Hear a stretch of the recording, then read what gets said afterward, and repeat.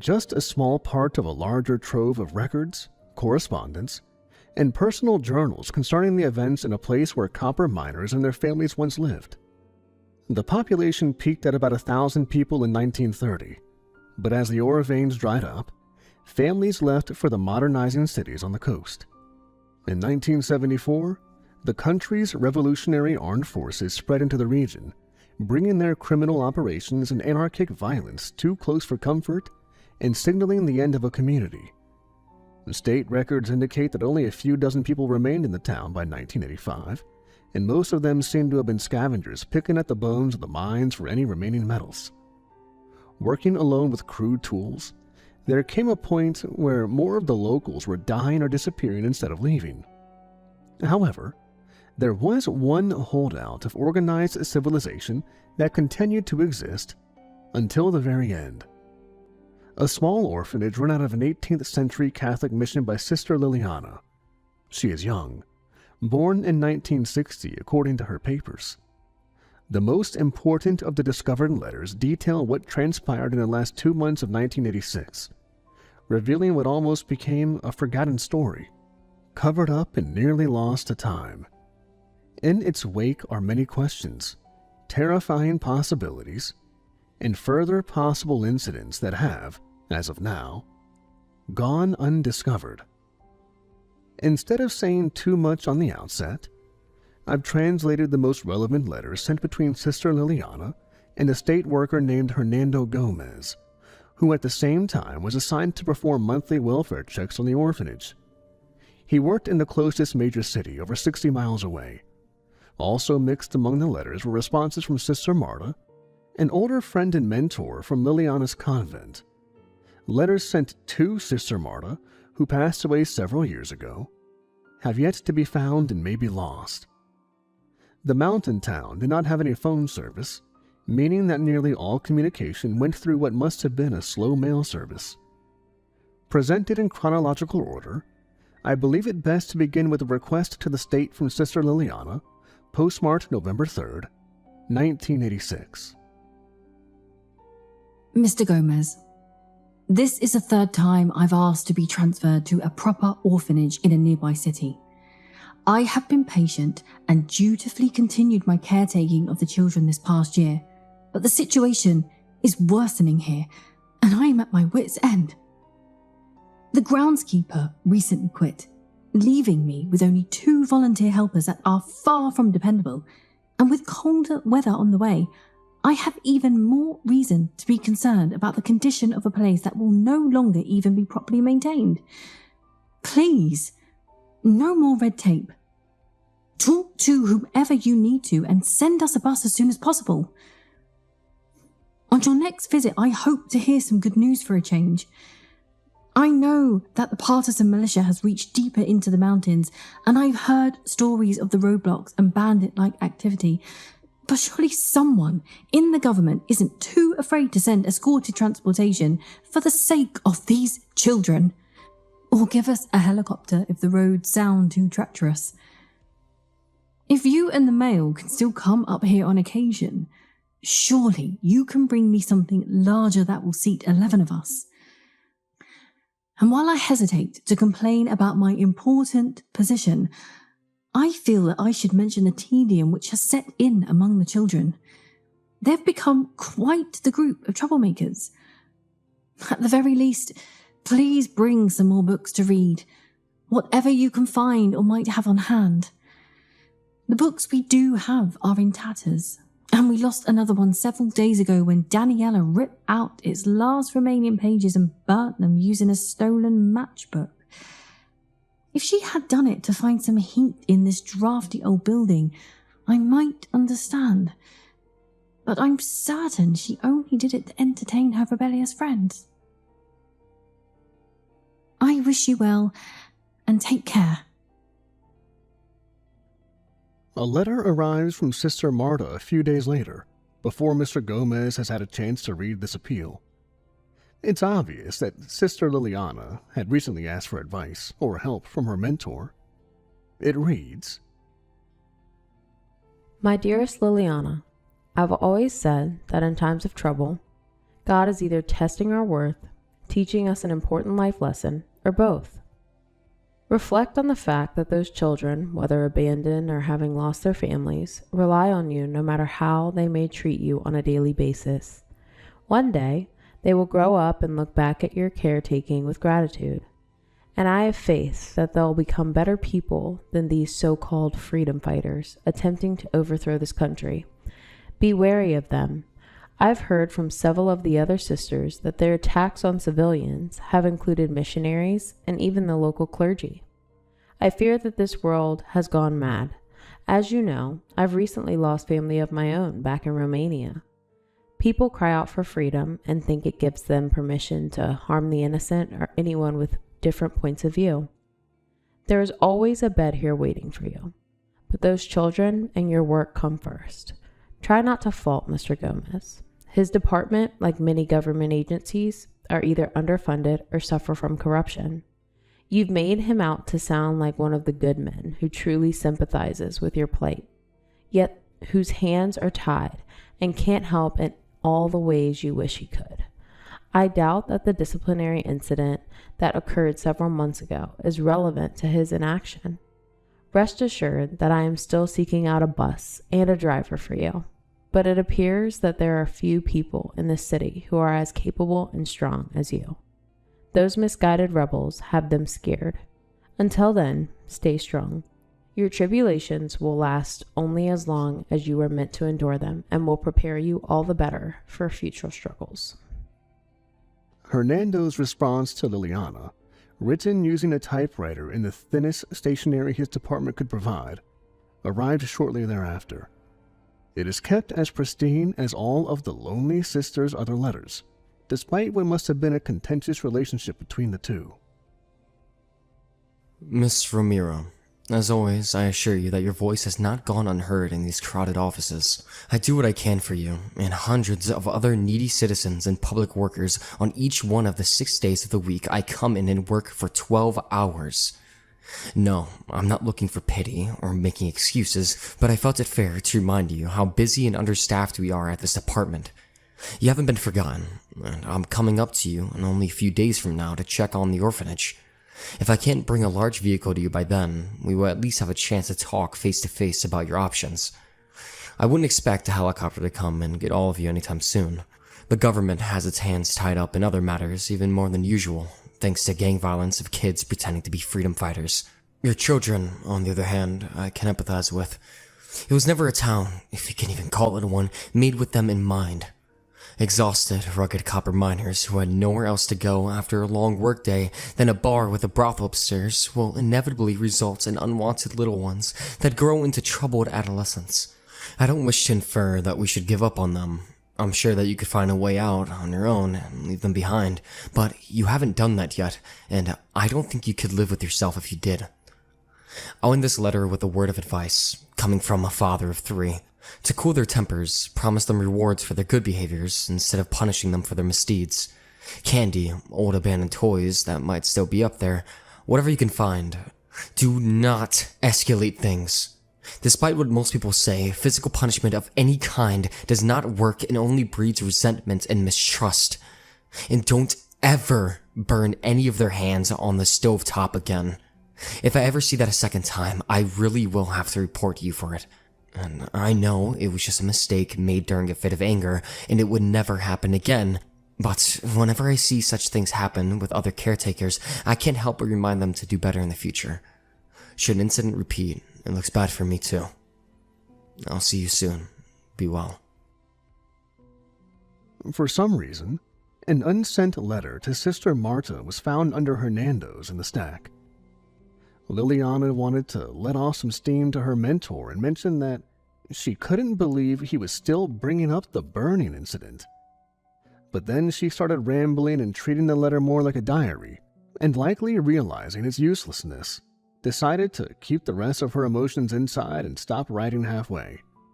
Though I wonder why she kept it. Around a week later, and following the visit from Hernando, Liliana sent another message to him and received one from Sister Marta. Both are concerning for different reasons. Mr. Gomez, You saw firsthand how bad things are getting here on your recent visit. Even the food shipments are no longer reliable, and the scarcity is driving up prices to the point where I am feeding the children only the bare essentials, and no one wants to donate anything better to us. It can't be that hard to get some decades-old bus up the mountain to get us out. I'm starting to think it's more hopeless than just that. Is there no more room in the other orphanages? Anywhere in the country? I understand people not wanting to adopt and put more pressure on their families in this political climate, but all I'm asking for now is somewhere to stay. Maybe 10 children don't mean much to the rest of Colombia, but there is a crisis building regardless of the number. I apologize if I am even more forward than usual in this letter, and I can already see that my handwriting is messy from my anger and worry. Last night, I experienced terror. At some point early in the morning, I was awoken by the sound of truck engines. They were loud and shook the air, causing the children to stir.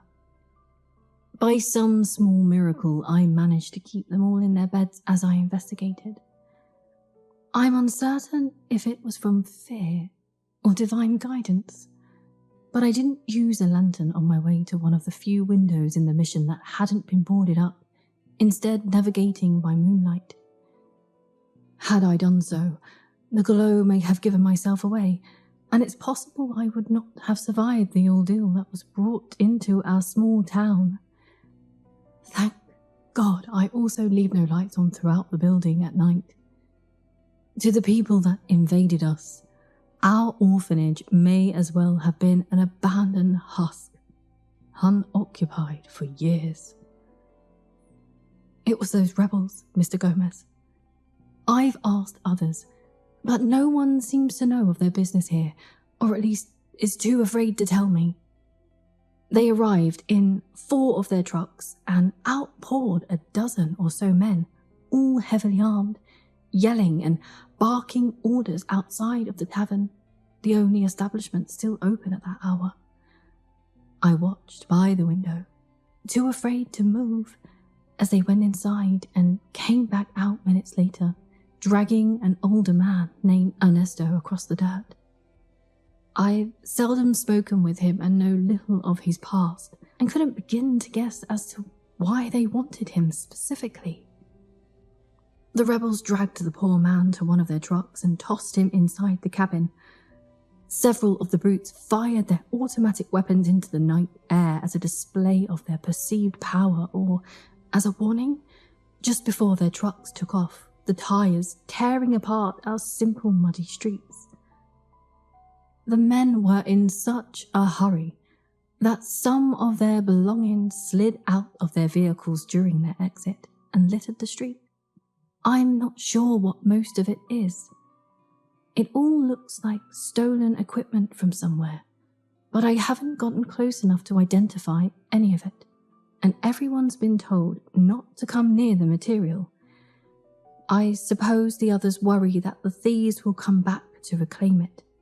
So when dawn broke, it was all locked up in one of our 2 jail cells. They think if someone gets their hands on the equipment and tries to sell it, we might all be in danger when those men return.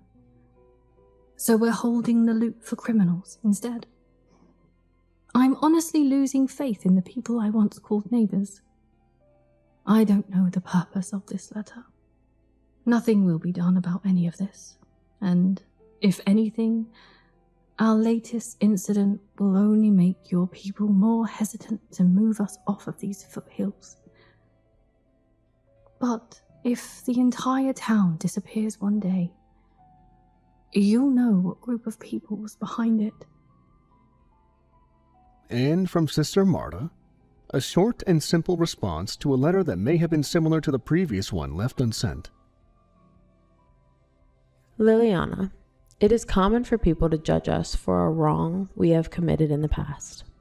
Others sometimes simplify a complicated life down to one mistake and believe it says everything about our character. But being upset with Mr. Gomez because he brought up something that happened with a stovetop and hands left unwashed for dinner will not help matters. All you can do is continue to pursue good deeds in your life and show him that you have changed for the better since then. Given time, he will no longer feel the need to judge you for it. Even so, I must insist that you continue to work on your weakness with your anger. Remember that you are passionate with pleasing others and showing compassion and empathy. But perhaps you expect too much reciprocity. In your position, a simple thank you for your work should be sufficient. Do not look for anything greater from your young charges. What do you wish them to offer you at their age? You have too great a need to be respected and shown gratitude, when you should be able to feel fulfillment on your own through your actions. Do not forget all that I taught you. Better days will come. Having gone to a Catholic school myself, I'm well aware that many who serve the faith can have short fuses and pent-up, unfulfilled desires. Liliana was probably at a time in her life when she felt like she was wasting time in a place that was equally unforgiving, dull, and now dangerous. And she felt trapped. It's understandable. I'm not important to this story, but I also grew up in that town and was Liliana's age in 1986, though I left with my family earlier on when it was starting to collapse. I was asked to help the investigation on what ultimately happened to be the place, and I was the one that found Liliana's stash of letters and helped decode them, as her handwriting is not easily legible.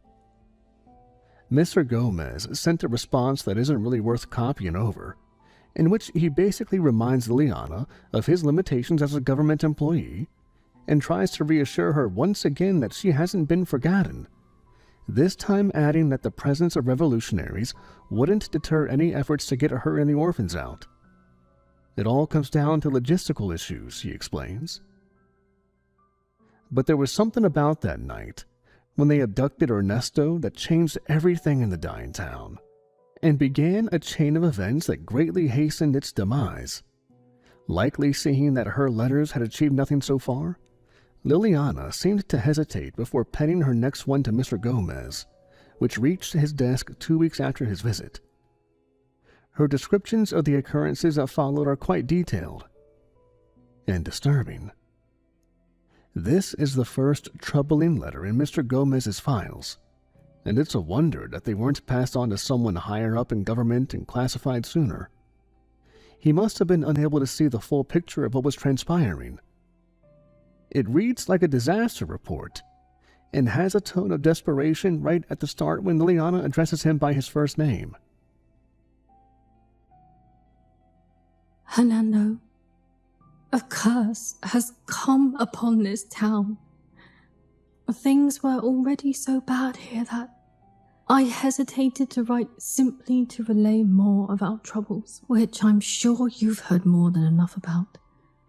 But I can't ignore what's happening. 2 weeks have passed since your visit, and everything has gotten much worse. It started a few days after those misguided revolutionaries terrorized us. One after the next, and within the span of 24 hours, all of the children caught a vicious stomach bug. They couldn't hold down anything, not even warm broth. I thought maybe their room had gotten too cold one night and given them all a nasty chill, yet they haven't even complained about the lack of warmth like they usually do prior to their illness. Whatever had afflicted them passed quickly, lasting no more than 48 hours, although a few of the children showed sporadic symptoms for several days afterwards. One night they would be fine, and the next they'd be expelling acrid fluids before feeling all right again within hours. I'm sorry for using such a visual description, but the smell of sick lingers here in the air, to the point where you may get a whiff of it from this paper, so I thought it best to explain.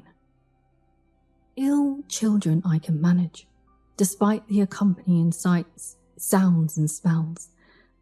I'm good at caretaking. If you recall me telling you, I was practicing to become a nurse until I lost my parents and finances and found myself owing a life debt to the convent for helping me get back on my feet. And perhaps it's terrible of me to say, but at least sick kids settle down for a time. I wouldn't be writing this letter if it stopped at a simple spread of a bug. A few days after they had recovered, the town's elderly owner of the general store became sick as well. Seriously so, from what I've heard. We lack a proper doctor here, forcing him to drive to the nearest city for care. He is known to be a bit of a grouch, especially when it comes to children, so I was disappointed but not surprised when the orphans seemed to take some delight in the news. How cruel they can be sometimes. Though, admittedly, when I was young, I also perceived certain adults as enemies and was pleased by their occasional misfortune. Kids can be like that, what with their narrow view of the world. It's sinful, but forgivable and teachable, I believe. However, it's what they did next that stretches the limits of forgiveness. God help me. These children snuck out one night and broke into the store, taking food and whatever else their grubby little hands could pilfer. Normally the owner is sleeping in his home directly above the shop, and he sleeps so lightly that he frequently wakes up and yells out his windows if there's the slightest commotion on the street. And the instant he's out of town, my children become brazen enough to steal from him, a sick man who provides for this community. I couldn't believe it when I found out. It was obvious that they were up to no good the next day, as they were acting like they had just gotten away with a scheme. Louis, the youngest, gave it all away when he came to dinner with chocolate smeared around his mouth. He falls apart when caught in a lie, and it didn't take me long to find their stolen stash of sweets, snacks, and everyday objects they must have considered close enough to being toys, since the store doesn't sell actual toys. I was livid, to say the least, but I didn't know what to do. I didn't even punish them at first. Doing so has never really worked. I just made them return everything that wasn't edible or that they hadn't opened yet. There was always one form of discipline that I've kept in my arsenal for just the right moment, and I thought about trying it after our visit to the store. I believed that if I put the children in a jail cell for an hour or so, they might have the chance to see a possible path that their lives were taking. But I wasn't given that option. When we went to the police station, I found our only 2 officers helplessly watching a group of men, roughneck former miners who think they run this town, as they carried off the stolen equipment that we had secured in the jail cell. They glared at me on their way out, as if they were annoyed at my presence, all while the children watched. "Don't judge us, sister," one of them said. "They aren't coming back for any of this. They've forgotten all about it by now." It's so easy to reason away our behaviour. I didn't ask what they were doing with any of those machines and tools. Going to another town to sell it, I suppose, for more money to waste on alcohol. And here I was, trying to teach these children a lesson on thievery. They must have only learned that if you're loud and threatening enough, you can take whatever you want. Though I did get a look at the material for the first time, I recognised most of it from my time at nursing school. It was all medical equipment.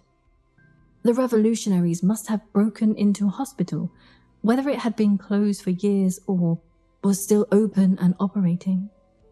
This would not come as a surprise. Those violent men act as shamelessly as my young wards. I hope you can look into this if you get a moment. I feel so powerless. The people here have given up, and I'm not sure how much longer the civility of this place will last. Just before I was about to drop off this letter this morning, more illnesses were reported. The mail truck will be arriving shortly, so forgive the hastiness of this edition. 2 men were found passed out in a gutter at dawn, apparently in a sort of stupor and feeling unwell. To put it bluntly, they are known as the town drunks, but it sounds like they were kind of in a worse state than usual. They show at Mass, no doubt to try and find weekly absolution, yet otherwise often cause trouble and have spent many nights in jail. They seem to loathe my children in particular and speak poorly of them, even in God's house on Sundays, and directly to their faces. The one place I bring them once a week to instill some structure in their lives, and they get called street rats, or worse. I won't weep for these men, and would call it divine punishment if it weren't for one of my aides finding herself stricken by this spreading plague as well. When she woke up yesterday morning, she felt feverish and complained of a burning sensation. Once it was clear that she was too weak to help me, I sent her home for some bed rest. She is elderly and short-tempered, and the children have never really cared for her. But what am I supposed to do now? The only person I have left assisting me is the woman who cooks the meals. I'm at my wit's end. Please get us off of this barren hill. In response, Mr. Gomez replied with a short letter that must have frustrated her even more, yet also offered some degree of hope.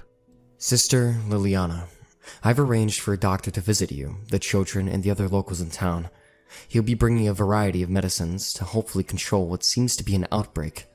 You may ask how I manage this, yet can't pull off sending a bus to you. Well, it's simple.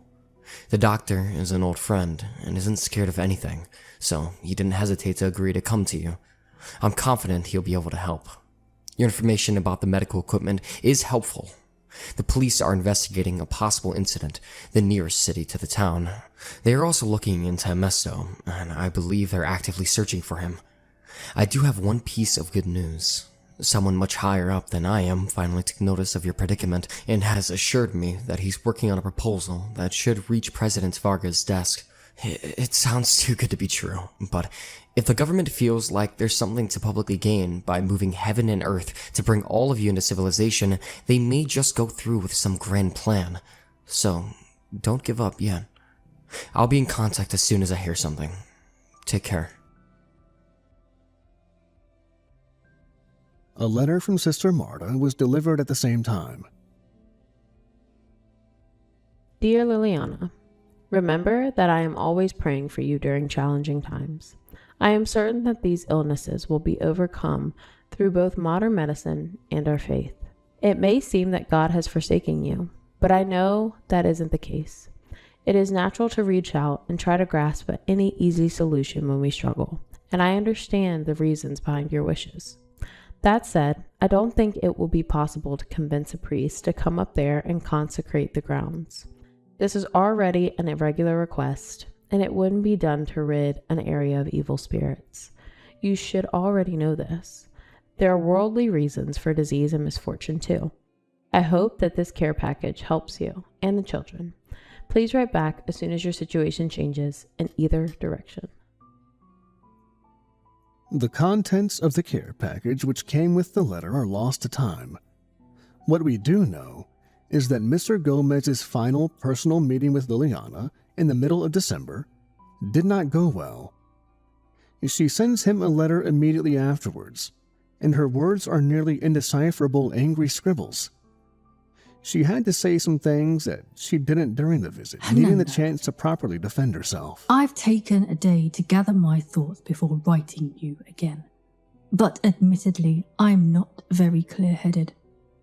I will try to keep this from devolving into rambling incoherence, but I'm struggling to find the right words to explain how ridiculous all of this is, and I feel like I've had too many accusations lobbed at me to count. To begin with, of course I wasn't going to mention the burns on the children's hands in my previous letter.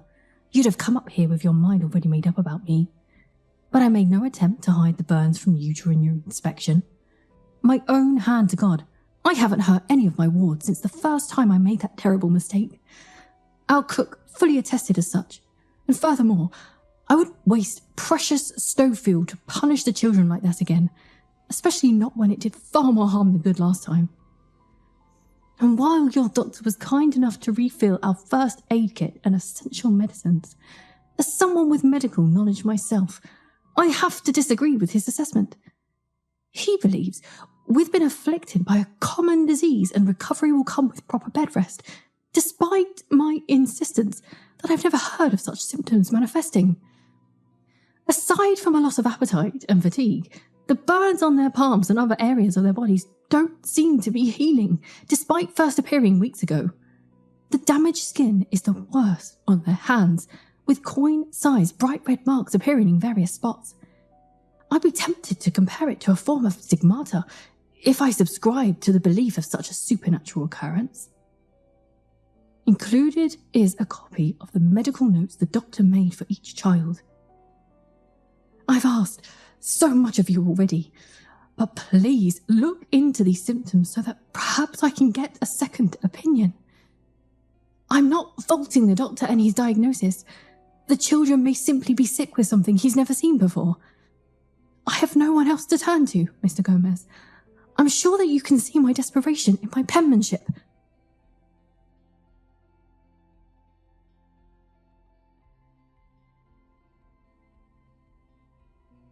The attached medical papers are unaccounted for, either having been misplaced long ago or locked away in some other classified government file.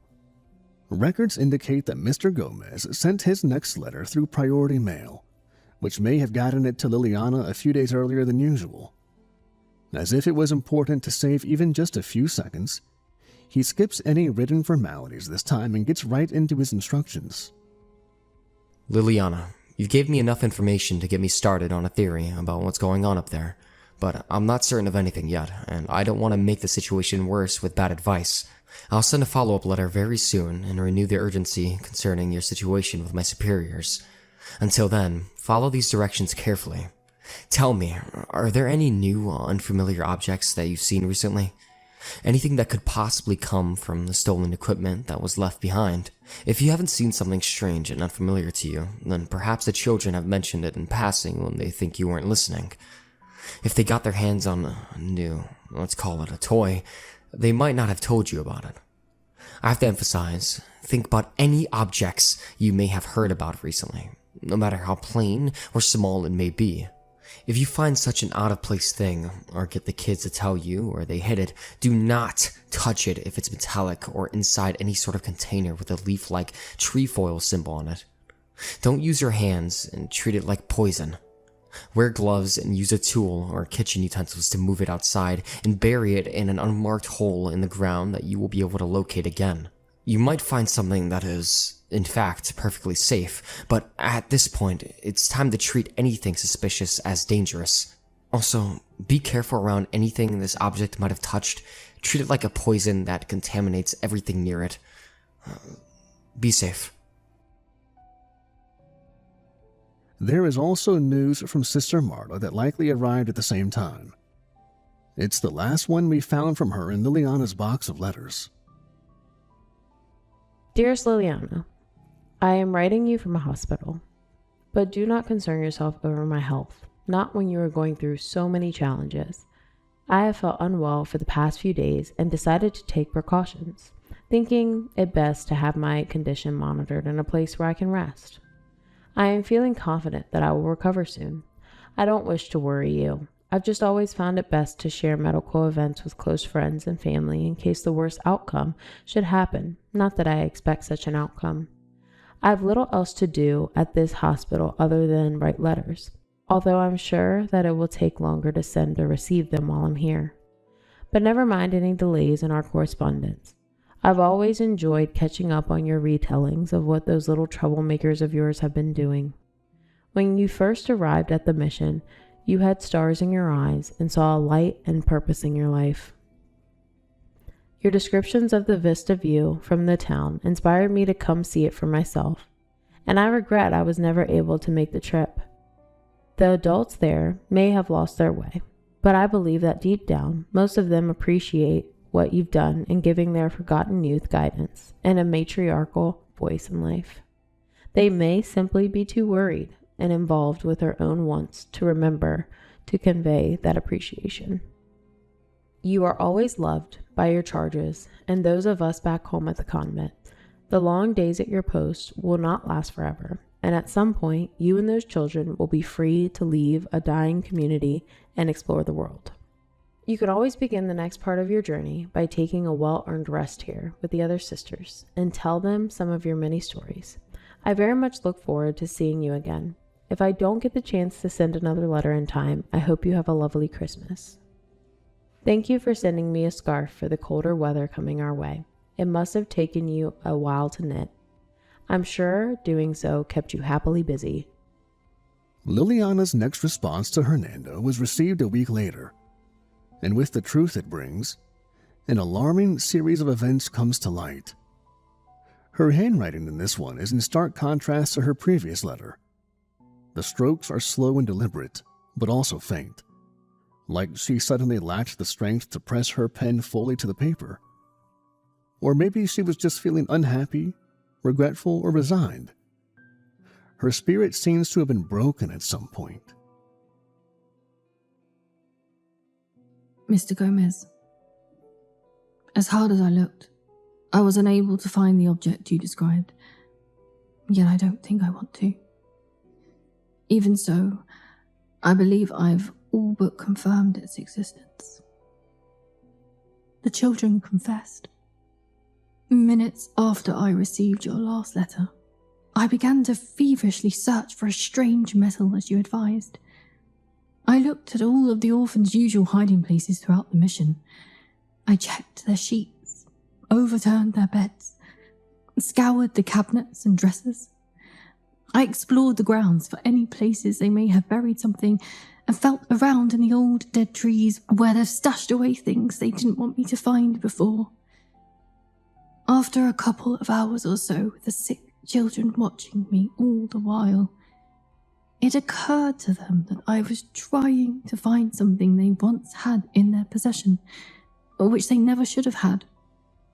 I don't understand what this object is, or where it came from, or what it does, but it sounds like a profane idol of some sort, an ungodly relic. I would have avoided such an object entirely the moment I understood that it could spread a poison through the air itself. But the children, I can't understand what's gotten into them. How could they not imagine the danger to themselves and their caretakers, and instead only see its sinister potential? It pains me to say it, but they carry vengeance in their hearts, even at such an age. God, forgive me for not teaching them better. Though they didn't know the totality of what they did, their actions are still reprehensible.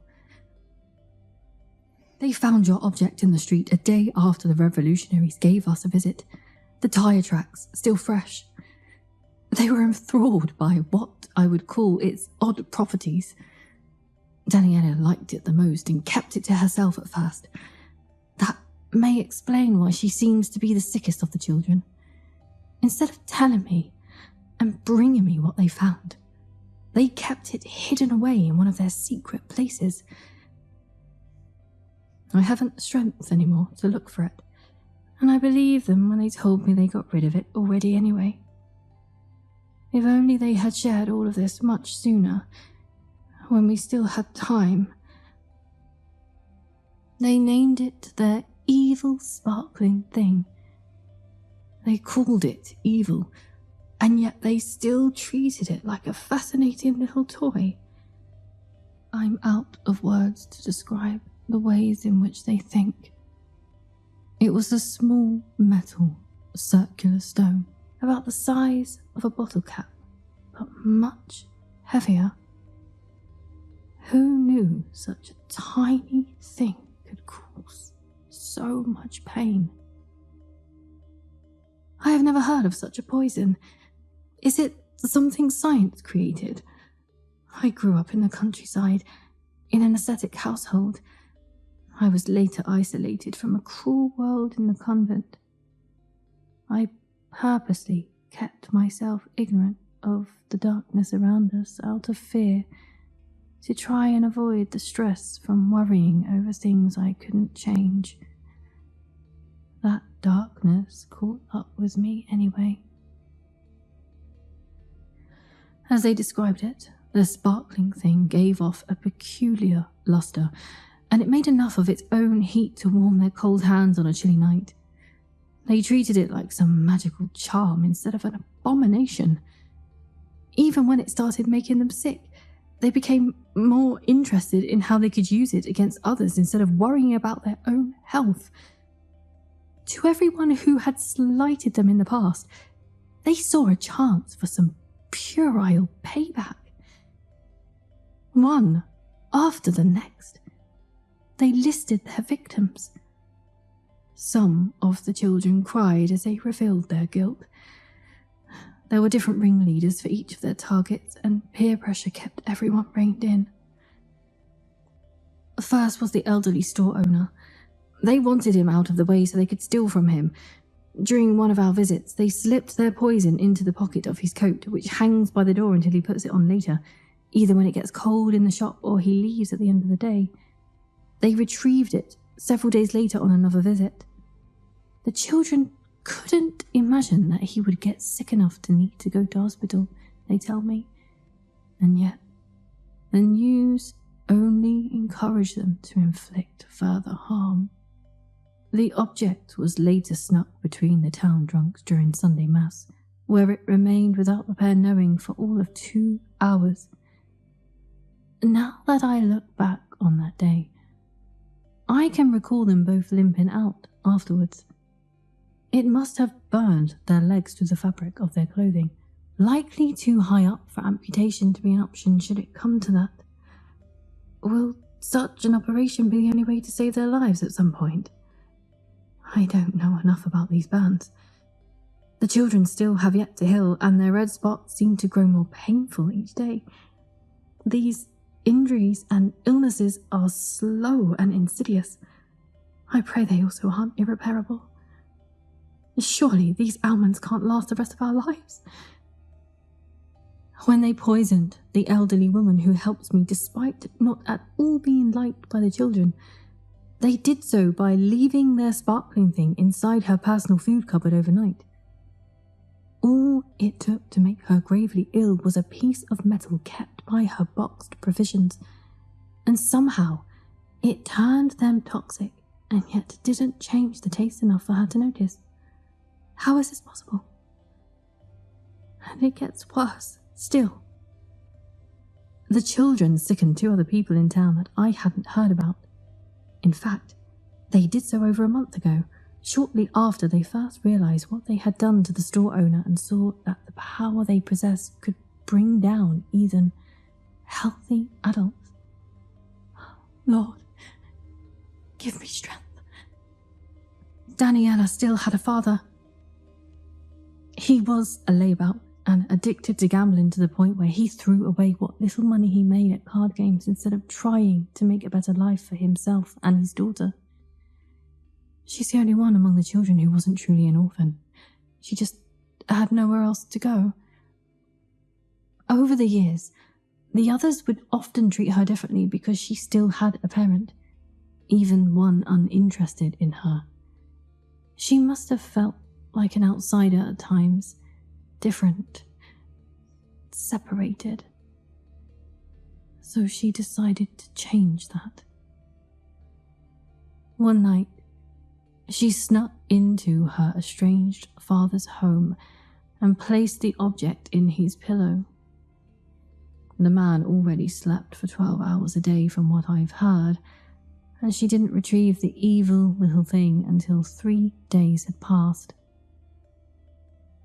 After she told me what she'd done, I alerted the local authorities, and he was found in his bed with severe burns and skin and hair peeling off of his head this morning. But that isn't what killed him. He had choked to death on his own blood. Maybe there was nothing to be done for him, but he had shut himself up in his home for all that time and must have died only recently. I apologize for painting such a vivid and grotesque picture, but it's all I have left. My pleas and concerns have gone unheard, and now I find myself surrounded by rot and death. When I told Daniela of her father's passing, she didn't seem at all affected. She appeared cold, without emotion, only telling me that she was sorry if anyone misses him. I asked her then and there if she or any of the others had ever tried to poison me. She replied with an emphatic no, they would never do that. I was the closest person they had to a mother.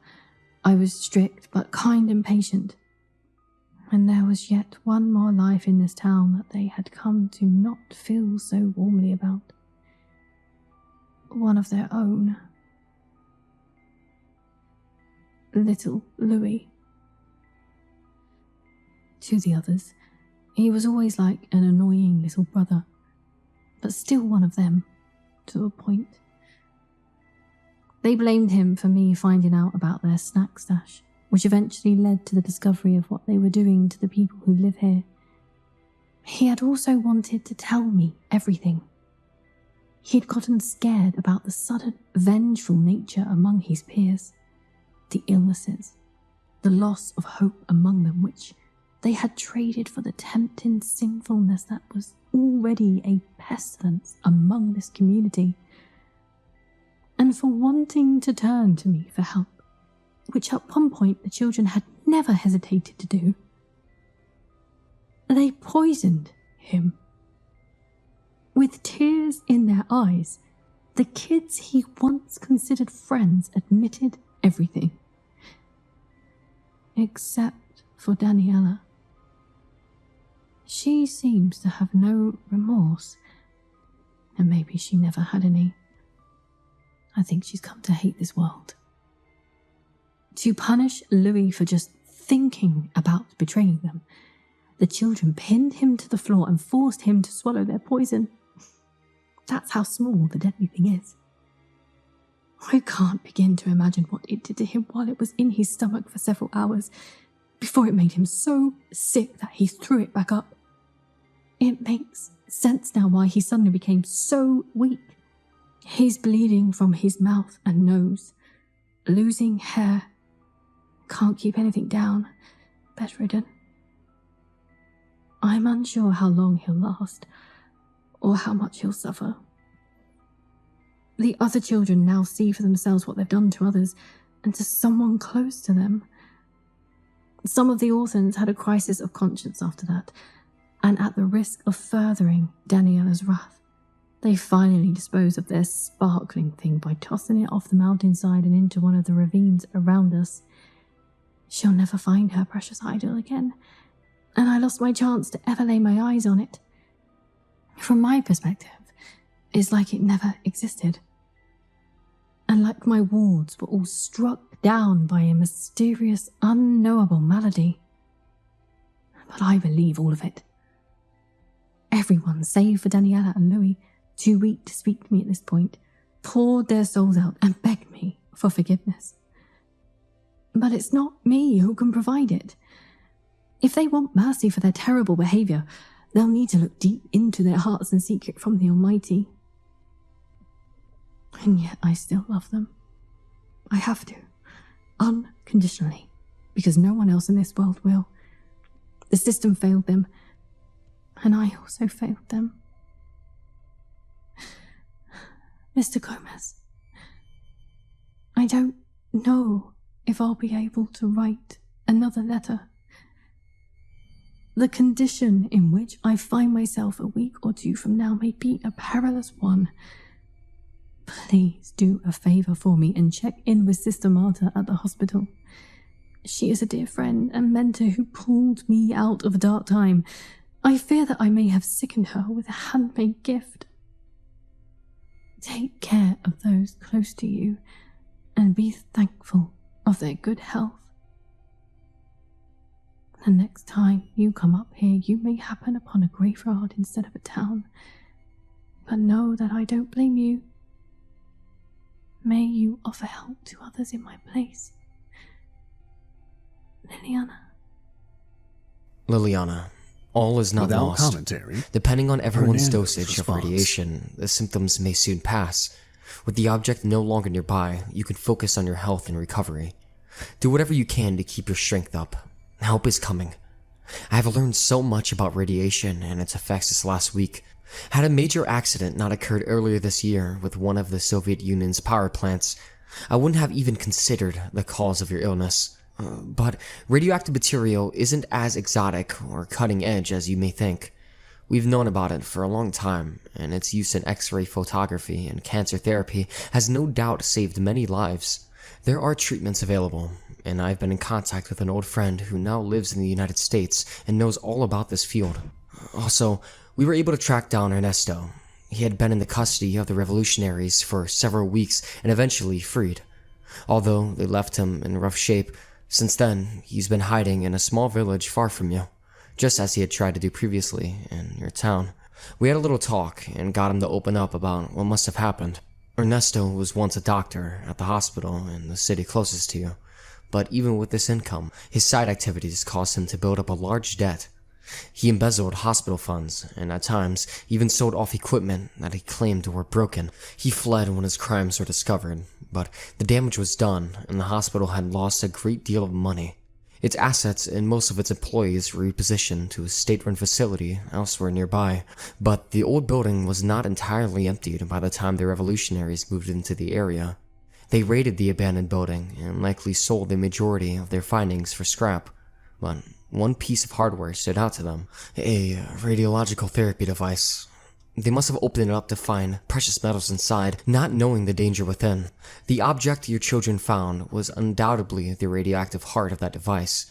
I'm unclear on how the revolutionaries located Ernesto, but they must have found his information in an employee file on site. They brought him to one of their safe houses and tried to get him to cure their people who were sickened by handling the material, along with making demands, learning what it was they had stolen, and how much it might be worth. Their concept of radiology, foreign or poorly misunderstood. Once they realized that they had lost the device's source at some point and didn't even have it in their possession to show Ernesto, they threatened his estranged family and sent him looking for it, thinking he'd be able to find it easily with a detector he didn't actually have. It sounds like he talked his way to freedom, as he ended up running far away instead. He either didn't take the threat seriously or thought his captors would all be dead soon anyways, or he was just a coward. He refused to answer us either way, though he does send his condolences for the situation he inadvertently brought upon you. I'm confident he'll have time to think about everything over in prison, but you still have hope. I finally have the good news you were waiting to hear. The government is fast-tracking a so-called rescue operation and is planning to get you and the children out of there on a bus ride off that mountain by Christmas Eve or day. Perhaps it makes no difference to you, but the cynic in me must add that I already know they're only doing this for a good Christmas story and a photo opportunity in a time where the administration needs a win, and that they'll also be bringing everyone straight to the best hospital in the country for immediate treatment. I think that once the information about a radiation accident has been verified, they suddenly felt the need to act on contain the situation before word gets around. I would expect shady government employees to approach you at some point while you're in care and make you sign a form agreeing to no-cost medical treatment in exchange for never revealing any of what actually happened in that town. The important part is that help is on the way. That's really all that matters. Please do everything you can to keep conditions stable for the next few days. As I write this, your ride out and the proper attention you deserve are less than a week away. I've always fought for you, Liliana, even as I feel deep regret for not doing more. I'll see you soon, assuming they let me visit you in the burn ward, which is where I figured they'd be sending everyone. God hasn't abandoned you. Yours, Hernando Gomez.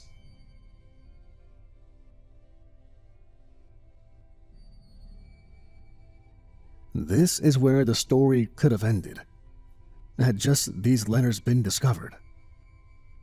We'd have been left wondering what happened, maybe clinging on to some hope that everyone had made it out and received that care, even if they were left with life-changing injuries.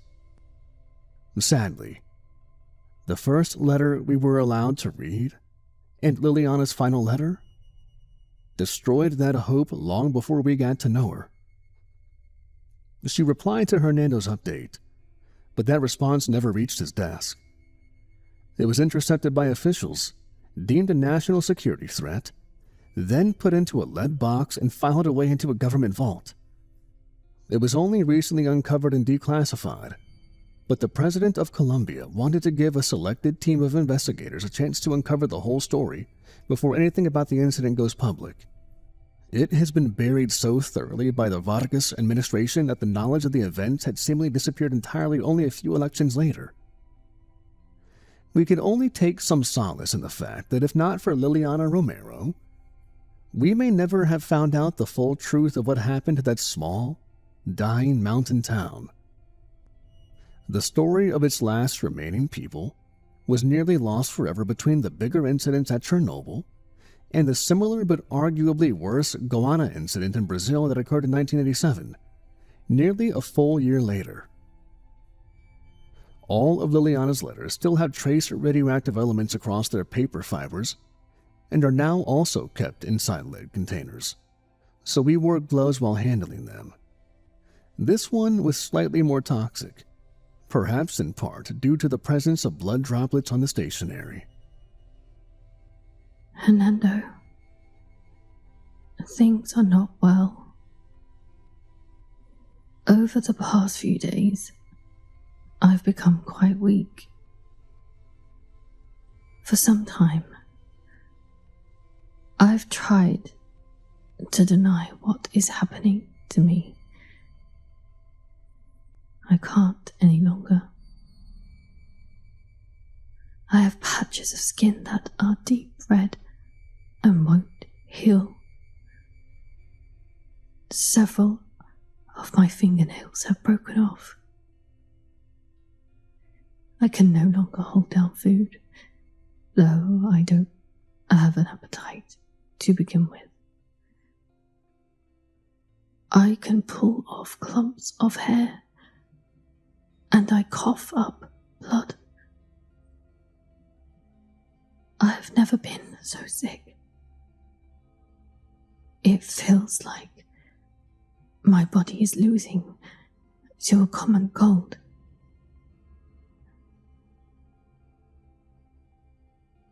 Louis passed away this morning. There was nothing left of him at the end. I'd forgotten what his smile looks like. Now he's wrapped up in a blanket and buried outside. I barely found the strength to dig his grave, but as I understand this invisible poison, as you described it, he can likely keep contaminating others if I leave him in the mission. The other children have become so quiet. I hear them crying when they don't think I'm nearby. They look at me like there's nothing they can say to make it better, or that I hate them. But I don't. I don't care about Ernesto, or the revolutionaries, or political corruption, or any of that. All of them are working together, turned us into victims. or refusing to work together. All that matters to me now, and all I can do, is take care of these young lives until the end. I can't tell if any of us will survive. Thank you for at least caring and trying to get us better lives. You're an honest soul, and I believe also a victim in this tragedy. And no matter what happens to us, please learn to forgive yourself. And, if possible, help Sister Marta in some way. This will hurt her, yet I'm forever grateful for her guidance in life. My hand hurts so much. I can't write everything I wanted to. Maybe God hasn't abandoned us. But maybe I did. By coming to a place that He never watched over to begin with.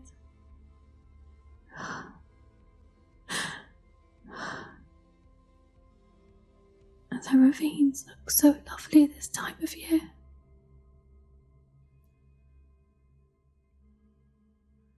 In early 2023, I was sought out to join a small task team, being one of the few people in the country known to have at one point lived in the town.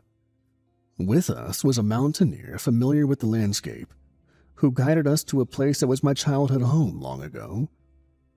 The roads had worn away and overgrowth covered up any other paths, making the trek a treacherous one.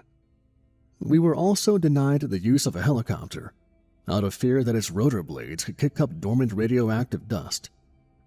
Due to missing or stolen hospital records, the orphan source and its potential wasn't known for certain, which was why the third and final member of our team, other than a provided security officer, was an expert on radioactive material and contamination. He brought along computer and scanning hardware to sample any remaining fallout in the soil. The fate of my old home had also been an unknown. We only knew that last contact was made shortly before the revolutionaries completely cut off all access to the area. By the time they had been driven out in 1990, the town was found to be abandoned already, although the lack of bodies suggested that most of its remaining people fled before it was too late, or died elsewhere. Instead of performing a rescue for the newspapers in late 1986, the government happened upon an event that they covered up and hid away. Some old reports mentioned a quarantine of the area, but it may have just been barely enforced. Anyone who made it out and knew of the cause of the illnesses may have been threatened or bribed to stay silent, or never found out what was happening to begin with. The letters don't confirm whether or not Sister Liliana told her neighbors the reason why so many people had gotten terribly sick. We finally arrived at the town after a 3-day hike and put on respirators just in case the area was still toxic. At first, levels were found to be just slightly above background, as expected. A small sample of material can only contaminate so much for so long. Handling it is the real danger, not airborne particles. Certain spots, like the general store register and one of the pews in the crumbling church, still showed levels approaching that of an X-ray exposure. All things considered, the ghost town was in remarkably good condition.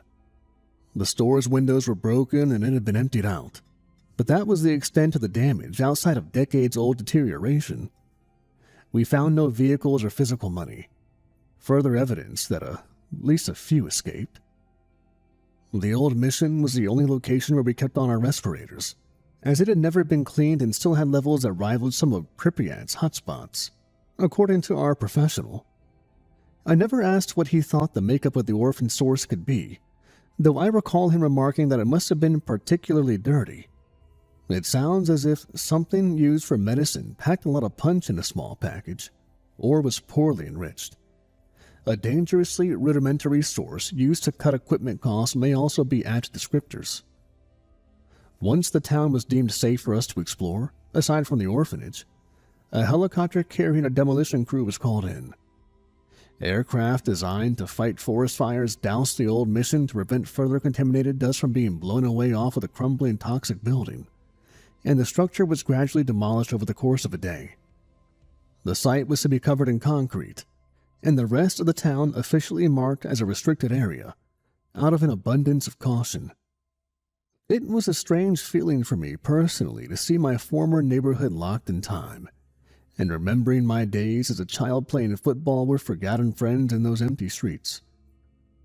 Back when the town still had a heartbeat. I wish I could reveal its name, as it's actually quite a beautiful one, but I'm not really supposed to. If you live in Colombia or ever visit, don't go looking for it. Unlike tours in Pripyat, whenever they may resume following the terrible war in Ukraine, this land was never properly remediated. There could still be pockets of harmful contaminants lingering about. I realized that I must mention what we found out concerning the ultimate fate of Liliana and the orphans. Well, we aren't entirely sure. Although we did locate Luis's grave, the other children and Liliana herself are unaccounted for.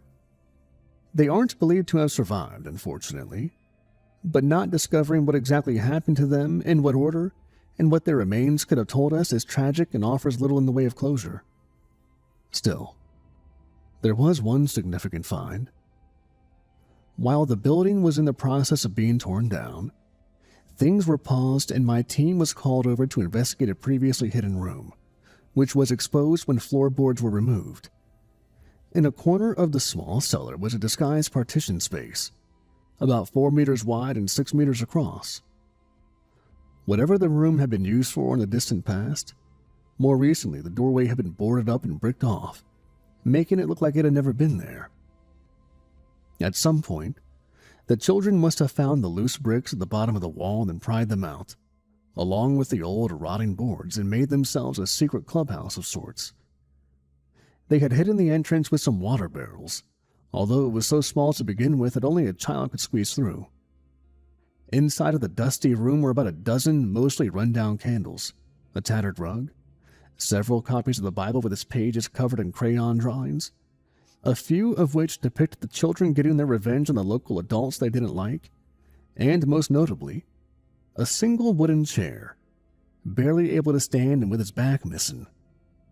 It looked like the orphans had treated it as an altar, as atop it was a small blue pillow, something toddlers might rest their head upon. After all these years, it still showed the impression of an object it once held, an insidious thing that had irradiated the fabric to the point where the colors had been changed around where it sat. The settled dust in the room was toxic, and the pillow's readings were exceptionally high, to the point where direct contact could still prove fatal given enough time. The secret room where they once kept their sparkling thing was a haunting sight. Radiation is sometimes described as an invisible fire, and here, in a hidden chamber under an old mission in the rural foothills of Colombia, a torch was still burning all these years later. I wonder if some of the children came to worship their discovery like the cursed idol Liliana called it. A small, warm chunk of metal that caused so much damage. We'll never know for sure, and now their conspiratorial hiding place is under tons of concrete. Last I heard, the government continues to hunt for the orphan source, which would still be dangerous to anyone that comes near it. I think they'll track it down eventually. It must have left a trail. I recently delivered a copy of Liliana's last letter to Hernando in person. He's where he's always been, and only retired a few years back after leading his entire department for a couple of decades.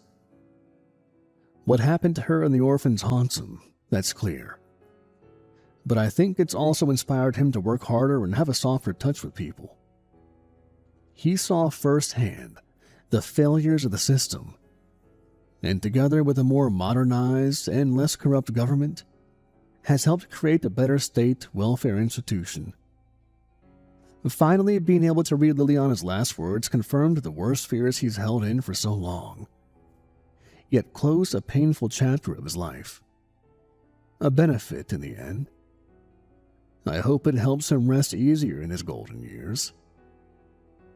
He has also formed a friendship with Sister Marta, and the two exchanged letters for years, well into the age of email. She passed away from cancer in 2017, making it into her 80s. There's no telling if radiation exposure was what eventually caused it, but she still lived a long life. Her only regret being that she too was unable to save a fellow sister or her wards.